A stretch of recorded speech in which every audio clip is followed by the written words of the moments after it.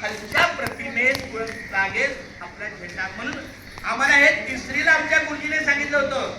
जेव्हा मी 78 साली 78 साली तिसरीला होतो तेव्हा आमच्या गुरुजीने सांगितलं झेंडा इथं नाही लावायचा. तो छान वाटतं एकदम काहीतरी, थोड्या वेळाने ते टाकी तुटते निघतो पडतो निघतो. तसा शान नाही इसकी जाने पाए. झेंड्याची शान आपण घालवायची का नाही.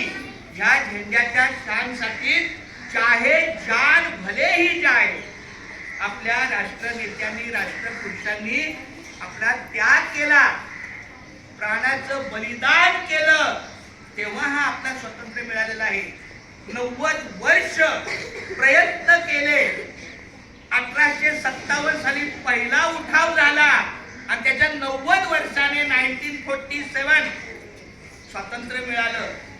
मग एवढ्या सगळ्या त्रासातून आपला जर स्वतंत्र झाला भारत, तर आपल्याला त्याचं कर्तव्य कळलं पाहिजे की नाही. म्हणून त्याचा मान राखला पाहिजे. बोला, आजपासून आम्ही तिरंगा झेंडा मान राखणार. रस्त्यात कुठेही झेंडा पडलेला दिसला आम्ही तो उचलणार.